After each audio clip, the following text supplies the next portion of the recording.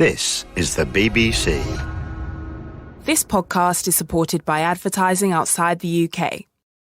In these programmes, we've been speaking to people who are influencing the way we teach our children. But the most important educator in any child's life is their parents. And what they do in the first 5 years is critical. That's why when Margie Wally co-founded Pengreen Nursery in Corby in Northamptonshire 30 years ago, she involved mothers and fathers from the very first day.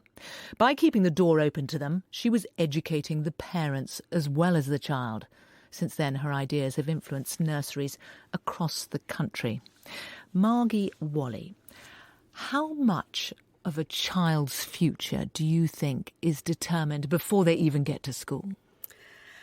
I think the impact of home learning is critical. And I think having your parents be passionate advocates on your behalf is everything for a child.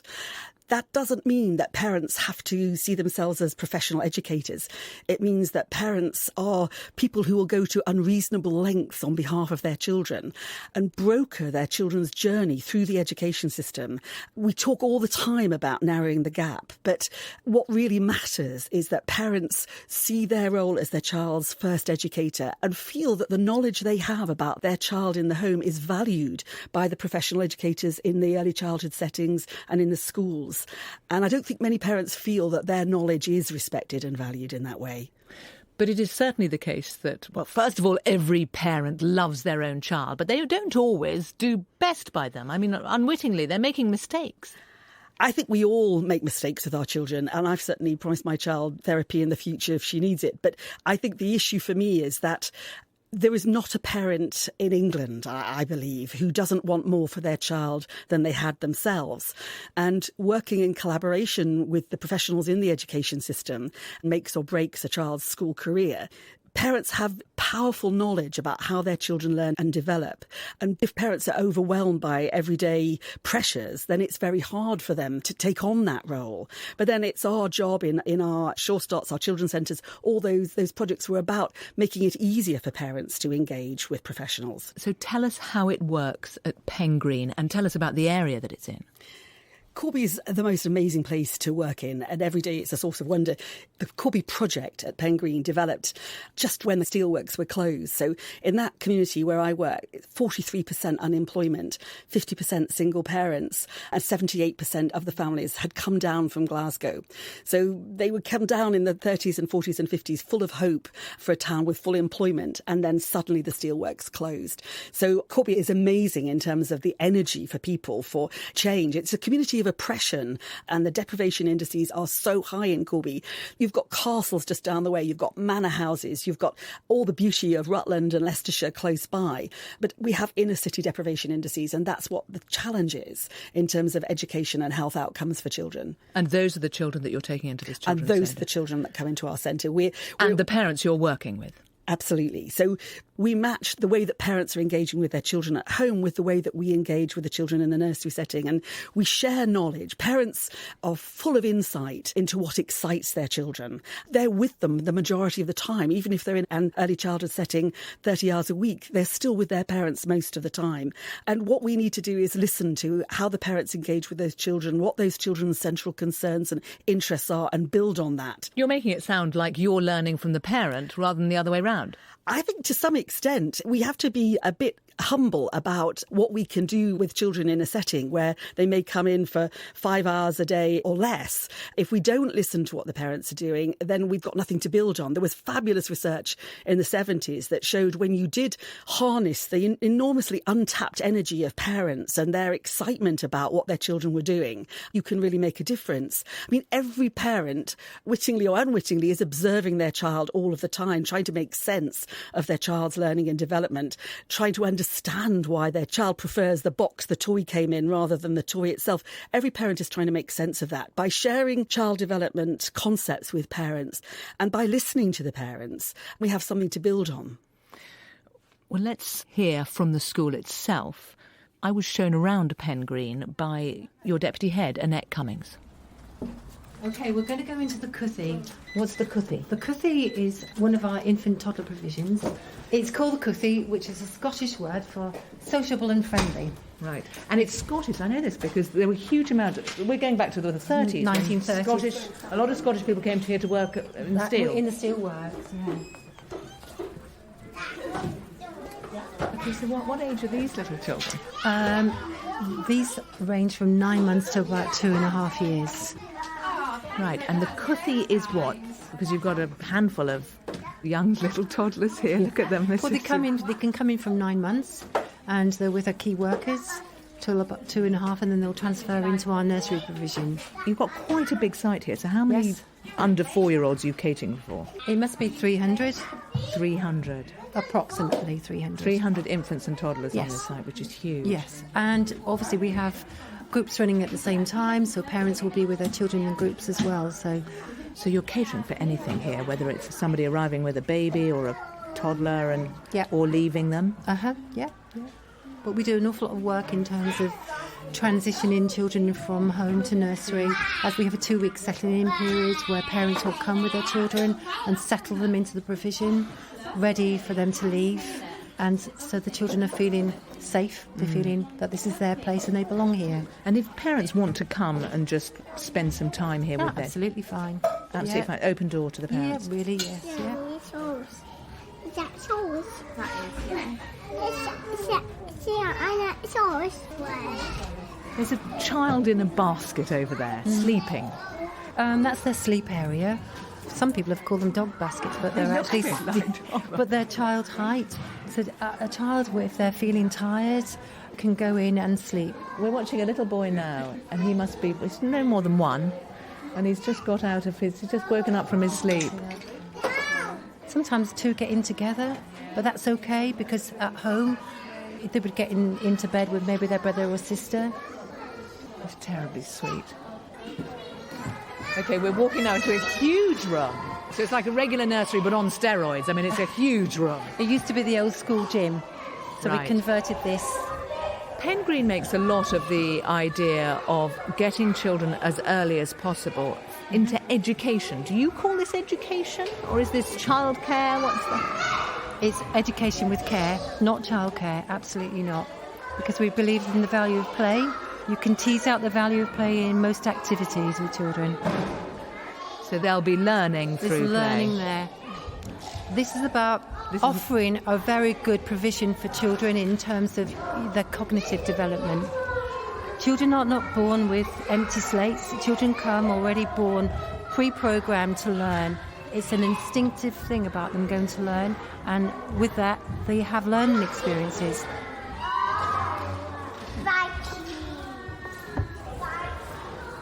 So this is Kat, and this is Laura. Hi, Laura and Kat. Where do you work? So we work in the family support team, so we do a lot of our work in children's homes, doing lots of home visits and things like that. So we collect them from home, bring them in, spend the morning with them here, they'll eat with us, and then we take them home at the end of their session. Do you then have to identify those people who perhaps aren't engaging, or is that the thinking They behind would come to us via referral from another professional that's already working with them, so maybe a health visitor or a social worker that's already involved. So is the thinking that you can teach parents how to be the best parents if you are spending time with them? Is that the... No, I wouldn't say that we would be teaching parents how to be the best parents. I think it's more about working alongside parents and building on their strengths. You didn't like me saying that at all. No. Why not? Go on, explain. Sorry, I shook my head, No, exactly. I could see you didn't. But why not? Isn't that what it's about? I don't think it is. No, I don't think it's about teaching parents how to be how I think a parent should be. I think it's about parents learning along the journey and us being beside them to support them in that journey. We've kind of likened the role in the past to a little bit like a really loving and caring grandmother. So it's not somebody that's going to come into a home and be very teachery and tell you, you shouldn't do this, you shouldn't do that, you shouldn't do that, but have more of an understanding about where the family are at and work very supportively and closely. And I think obviously in terms of, safeguarding, there are certain boundaries and we would adhere to them. But other than that, we would work on the parents and the family agenda. You're talking about where a child might be at risk Yes, from something absolutely. at home. Yeah, absolutely. But it's very much about, and you talk about being like a grandmother, the role of a grandmother, it's getting parents to trust you? Relationship building is a massive part of it, and building that trust. And for a lot of the families that we support in particular, that trust hasn't been there before, maybe with anybody, particularly with professionals. You know, if they've grown up in a care situation or they've been terrified of other professionals being involved, that can be a really big task. One of the biggest jobs that we have is to build a relationship. OK, so what do you do if you go into somebody's home? Say that you don't know. Well, it can be a range of things. In the past, we've bathed children, we've helped them get ready for their day. And I think like our first port of call is to talk about their child, because that's, the parent knows the child the best, so they're the expert on that subject. So if we start talking about their child, that's the very beginning of a relationship that's going to grow, because we're interested in their child. But from listening to you, you're also slightly like social workers as well. We don't like to think so. We're family workers. Yeah, we're classed as family workers, but we recognise that our roles are very similar to that of a social worker. And for me, who we are like is not particularly important. It's how we are with parents that is important, as opposed to whether we're a social worker or a teacher or a family support worker. OK, so it's raining quite a bit. They're all outside. They're outside. And why wouldn't you come out in the rain if you've got trikes to go on? Absolutely. Why would you not get outside and experience the weather, experience outdoors?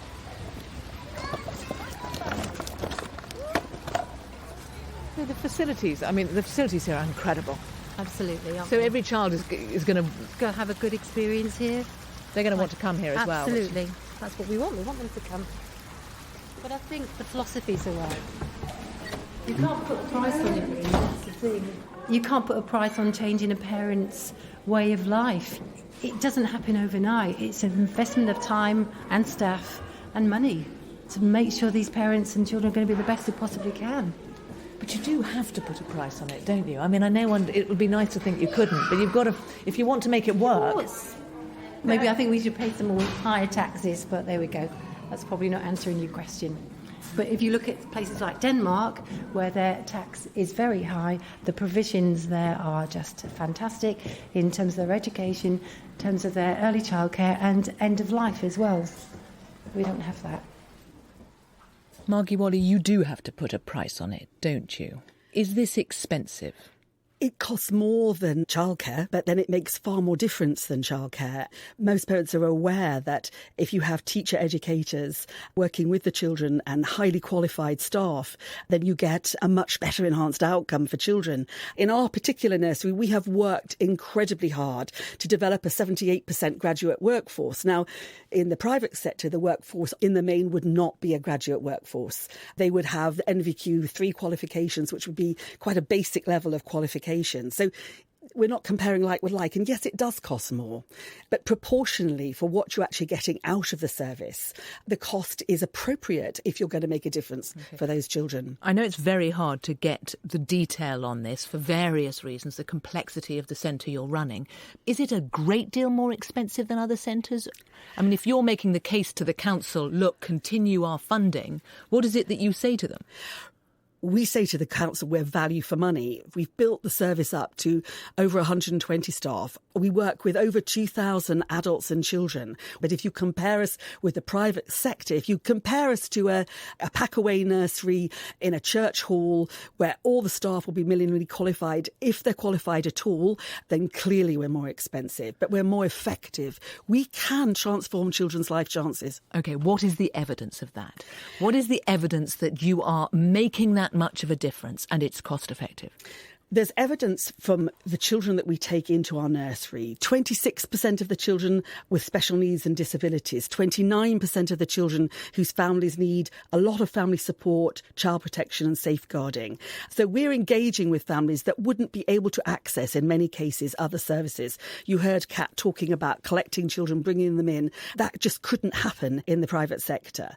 What we can show from our data is that over the last 3 years, we've improved outcomes for children very significantly in our setting.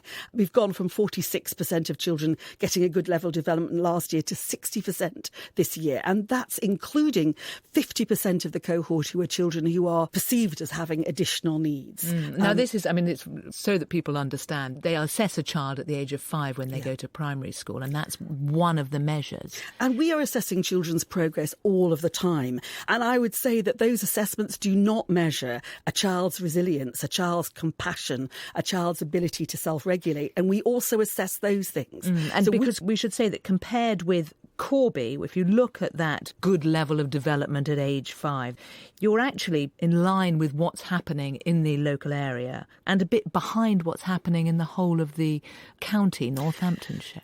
Corby's deprivation indices are huge. You can't overcome in a 2, 3 or even a 30-year period. You cannot compensate for the poor health and conditions that people are living in. If you're in the bottom 6% of the whole of the local authorities of England, you've got a long way to go. But we've been looking at children who left our nursery and who are now between 16 and 21. Far more of those children are going on to further and higher education than ever before in Corby. So you have to look at the long term. I mean, the parents' engagement in nursery at the moment is phenomenal. We have over 84% of the parents bringing in the material about the children's learning at home, sharing it, talking with us, building on their child's strengths and interests. But that isn't yet generally accepted in the schools, and we need to help it to be harnessed better in the school system. OK. Let's hear from Naomi Eisenstadt. Now, she was the first director of Sure Start. She's now at Oxford University's Department of Education. There's a tension in early years policy on poverty, which is, are we about fewer poor children now, or are we about alleviating the impact of poverty on the next generation? If we're about fewer poor children now, then we're keen on employment for parents and therefore affordable childcare. If we're about alleviating poverty for the next generation, we want the children who experience childcare to experience the highest quality and therefore have the boost in educational readiness that will mean that they'll thrive at school. Of course, Pen Green was one of the first of the really good, highly integrated centres that both had high quality early education and care as well as integrated support for families. And Pen Green was one of the centres that the civil servant Norman Green, who originated the Sure Start program, looked at and was very, very impressed by. I think that the most basic evidence in terms of what works for the majority of children is high-quality, teacher-led early education, 5 days a week, 5 half days. Of course, for the employability agenda, this isn't terribly attractive because it's very, very difficult to get wraparound in terms of that 5 half days. There are a series of parenting programs that are helpful in terms of children's behavior, where parents learn better management strategies for children. And some of these are very well evidenced, but they're very expensive to deliver. Margie Wally, the way that you integrate, the way that you get parents involved is in large part by video. Explain how that works. There's no parent in England, if they knew there was a video playing at their nursery that night, that wouldn't turn out, even on a wet and windy night. Parents love to watch their children. It dates back to the 18th century. Charles Darwin loved to watch his child, Anna. All the great scientists, all the great educationalists have observed their own children. And contemporary parents are as excited and curious and want to watch their children and want to understand why they're doing what they're doing. Where does it lead educationally? So using video is the concrete data set that parents need. And you video children in the Children's Centre, and you ask parents to video at home and to bring them in. What's the advantage of it? The research, which was outstanding research in the 1970s by Chris Athey, which was followed up by Patrick Eason at Newcastle University, showed that when parents and staff shared their knowledge and understanding, you had a much richer perception of what the child was really interested in. And then you could match rich curriculum content to support that child's learning and development. Give us an example. Yesterday, in their baby nest, a child was wanting to have shawls and cloaks and was enacting a little drama, a 2.5-year-old. Clearly she was being Elsa from Frozen and was reenacting this, and she was draping the clothes around herself. And that mum collected that child at lunchtime and she took her off to a group work in the afternoon. And in that group, the worker in that setting had no idea where she'd just come from or what she'd been interested in. The mother showed what she had been doing in the morning because she'd been sent it, a little video of it, and said she's desperately trying to be the star of her own movie again. And they were able to support her in the appropriate way. It happens all the time that children's intentions are misinterpreted because there's no continuity and there's no concrete data about what are they really fascinated by. don't children want to do everything? They might want, if you just... Actually, children have really powerful cognitive concepts that they are trying to explore all of the time. And often adults find those concepts difficult because the child is very determined, very feisty, and wants to understand and make sense of the world. And these are Piagetian concepts. And parents actually love to understand that bit of child development knowledge. You better quick explain. Yeah. Piagetian meaning... Piaget was the most eminent cognitive psychologist who developed a deep understanding of how children learn and develop. His most important work was actually some of the observations he made of his own children when they were very young. And he observed these powerful patterns of play in children's learning. And Chris Athey took this forward in the 70s.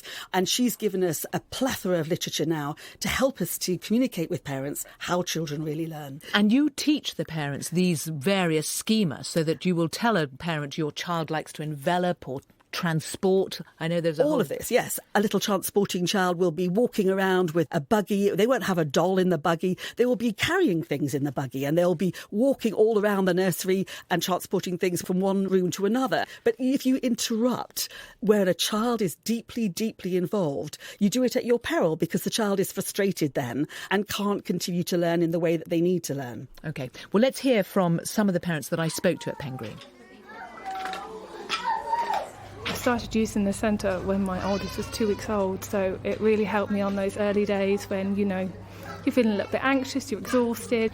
Then going through to nursery, it's just the workers think very deeply about the children, so you can understand your children and what they're doing. Charisse, what about you? Are you doing things differently at home with your children as a result of what you've learned here? Without a doubt. In terms of my daughter, she was a massive enveloper. So Evie likes cuddling things, and she likes blankets, and she wraps things up and keeps them contained, and so we were able to support that at home. What about you? I've got 3 very small children, and the centre for me has made me survive, and going from day to day, you know, I was very open and honest and said, I need some help, can you help me with this? Nobody gave me the answers, they just helped me to realise the potential of the children and what to look out for and support them. But by coming here, everybody here has just made me enjoy the children. And from their point of view, do you think their behaviour is different? Yeah, absolutely. Because I was learning, and then whatever they were discussing, I would try at home. How have you found that it works? Vasilika, you? It's worked fine because I can compare my son, previous son, the way he developed with what I see now, and I can understand exactly how the school system works because I come from abroad, I'm a foreigner, so the system is totally different. So you can watch video from his day at nursery, is that right? Yes. And that's very, very good because I can carry on with whatever his interest back home and the further activities outside. For example, my husband didn't have any connection with the nursery because he's working, but at home he can watch his son in nursery, and it's a huge thing. He does do that, does he? Yeah, he does do that because that's the only time he can watch his son playing in the nursery. Margie Wally, how easy is it to engage parents? Do they want to be involved? My experience is if you hook them in the right way, they do. I don't think they like being taught to do stuff, and particularly fathers would resent that, I think. I think they want you to acknowledge what they already know. We want to engage with all the important adults in a child's life and then give some feedback to the parent, and that's what hooks people in, knowing that you are interested in their child. You make the point that this is about education, not childcare. But for many parents, whether they're working, they've got busy lives, they've got other children, in large part it is just plugging the gaps. Who's going to look after my child?